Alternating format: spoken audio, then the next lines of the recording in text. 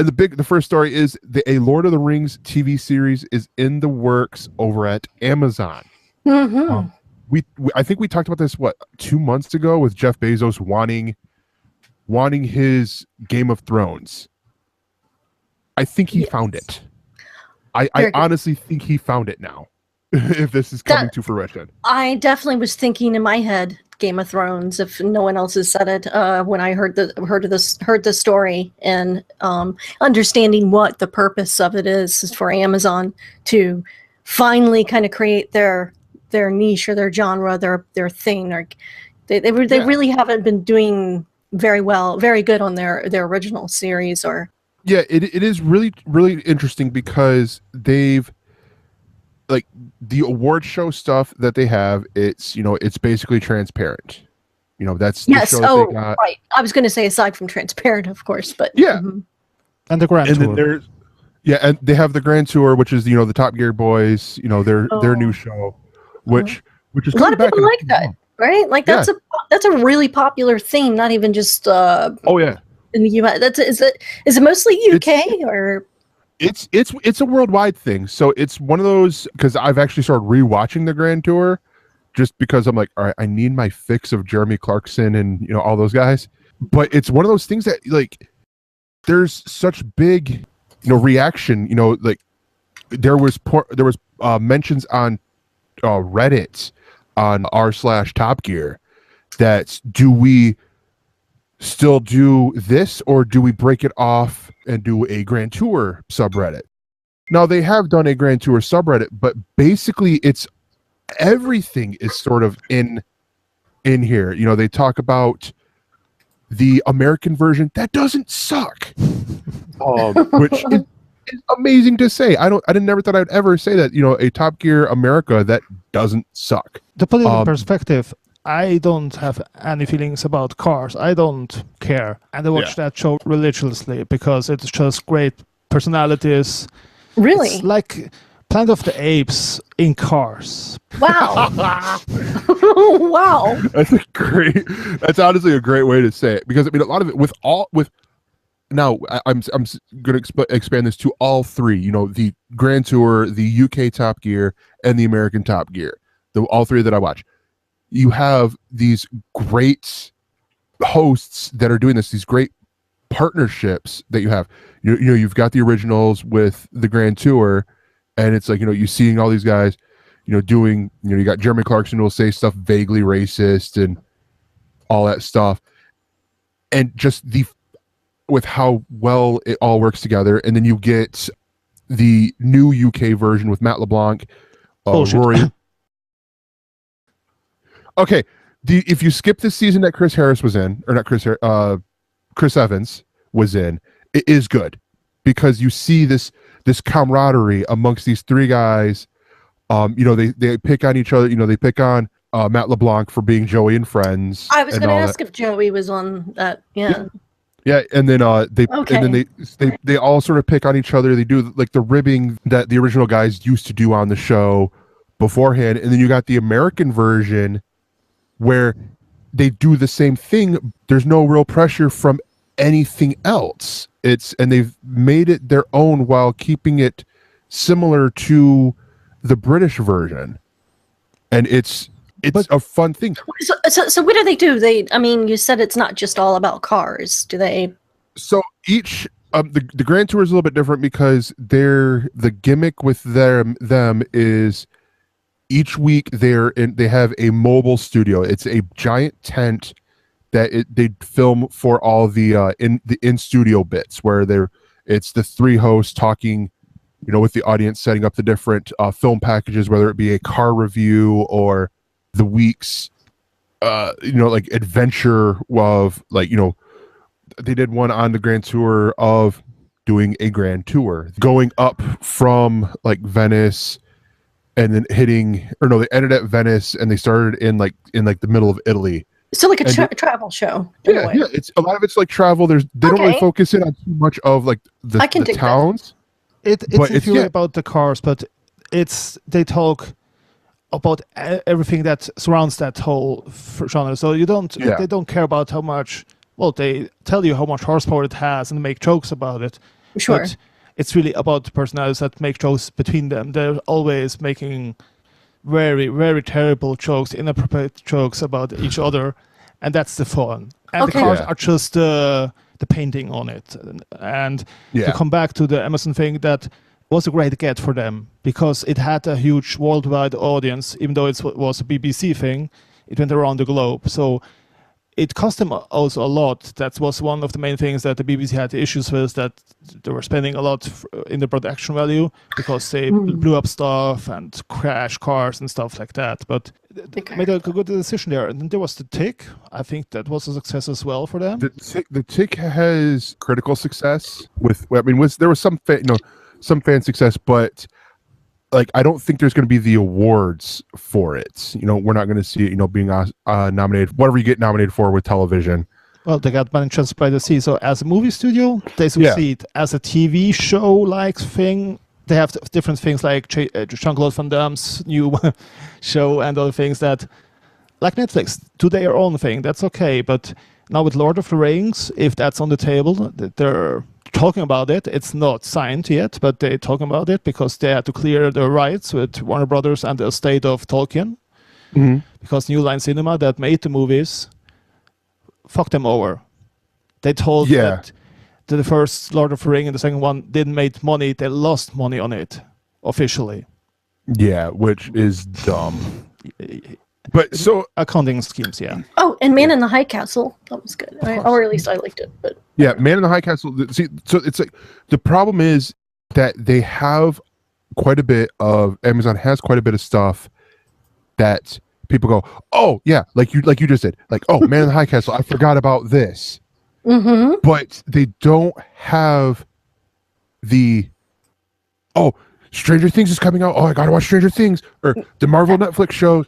Or the house Marvel's Hulu show and all this stuff. They don't have these things that are built that are buzzworthy, and so that's where I feel like you do a Lord of the Rings show. That's where where they're going to get these things.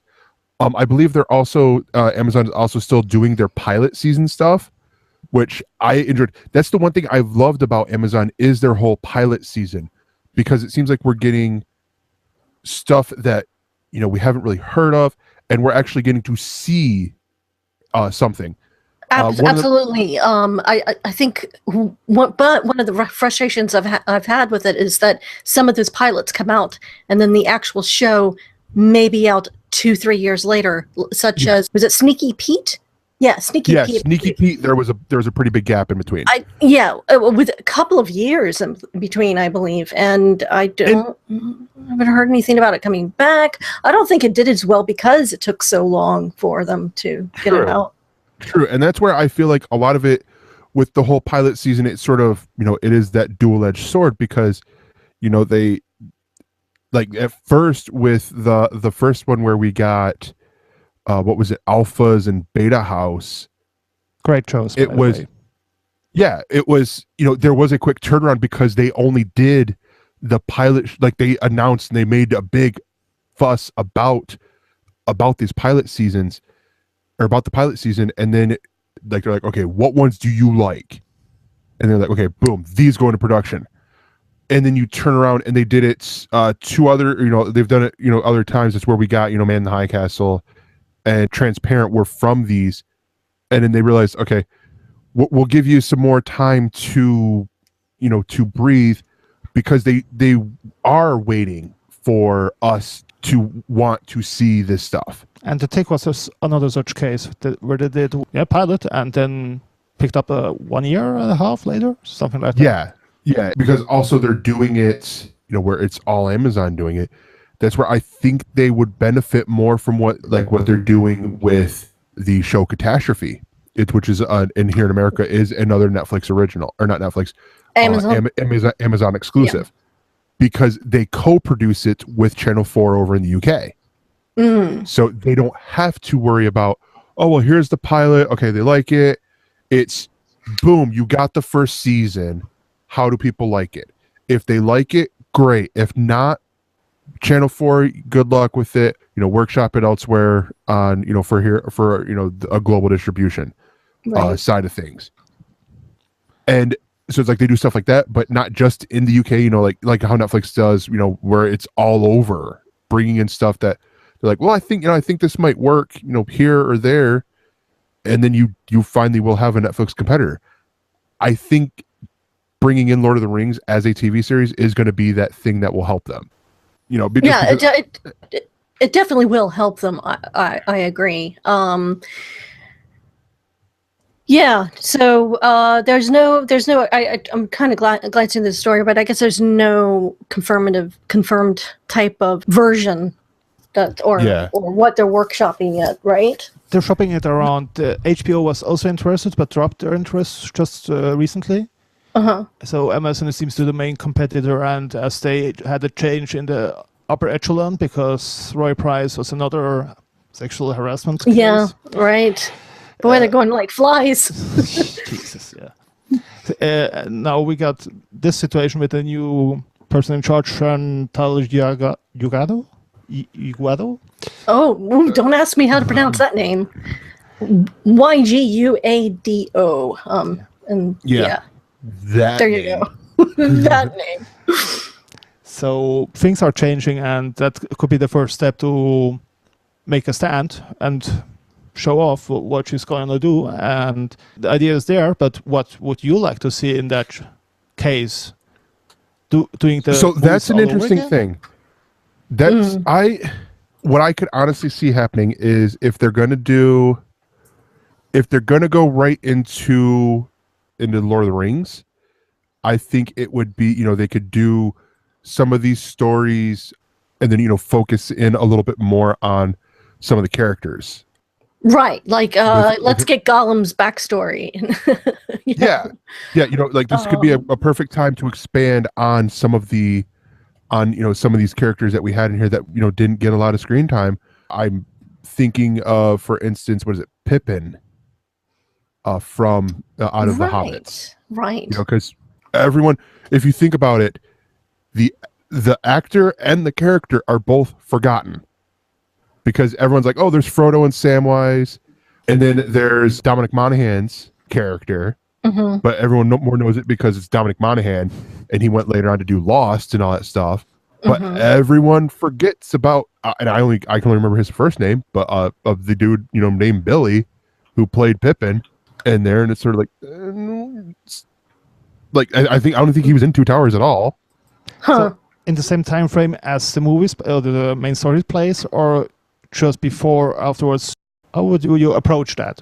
I mean, see, that's where I don't know, because I honestly liked the movies, the 3 movies. Who doesn't? Yeah, but I mean, I had my problems with the Hobbit movie franchise.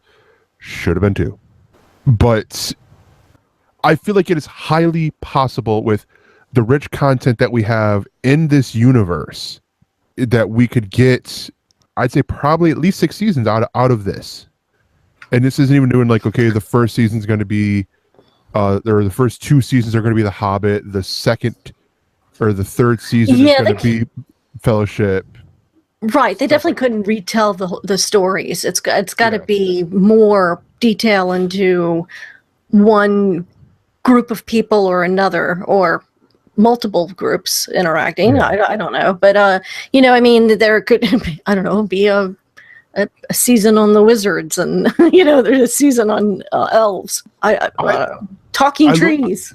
Well, I look at this, and I mean, you're not that far off, because what was one of the hottest video games that came out 3 weeks ago was Shadow of Mordor. Who owns that game? Who's the publisher? Good Warner question, Brothers.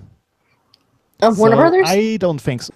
But what I'm saying is it is not a property that is based strictly on the source material. It is it's to use Star Wars, it's expanded universe stuff. If there's any universe to create a series of different stories, this is right up there. I mean, this is Lord of the Rings universe is huge. It's a prequel, as I understand the game. Shadow of Mordor plays just right after the first Ring Bearer got killed. I didn't play it, so I wouldn't lean too much into it. But I was thinking, why not do it with other characters that are like a companion piece, that you have the story going on and you get to see aspects of the movies that they couldn't cover through the eyes of other characters you can get into.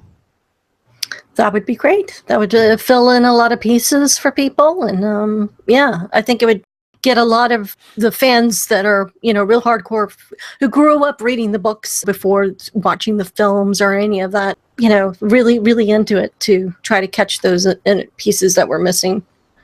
So, Definitely. I think so. Definitely.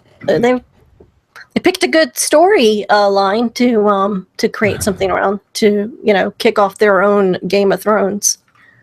Yeah, and it's one of those. Even if they did I'll phrase it this way: even if they did a strictly Lord of the Rings TV series, they didn't expand into the Hobbit or the Silmarillion. That one. The S book word that always confused the hell out of me when I saw it in bookstores. The 2 million characters in it and almost a story, Yeah. And they just focus on this. They'd have a more logical, by sticking to the source material, not getting area for spinoffs, which is what a lot of the people want. They're looking at it. Oh, hey, Garly, thank you for doing the phonetic version. I will still probably butcher it, but thank you. In the YouTube chat, he posted the Silmarillion. But so thank you. So you look at those, and there's still this, a lot of source material that could then be spin-offs. We don't have to do the stretch of, well, here's J.R.R. Martin working with the producers to work on this when he should be writing the books and getting those out so the fans could quit their belly aching. Yeah, and all that. Trusting Benioff and Weiss is another story. That's... We're talking about spin-offs at another point maybe, but I'm not too keen on it, to be honest. For more on this Galactic Network podcast, go to gncast.com. That's GNCASTS.com.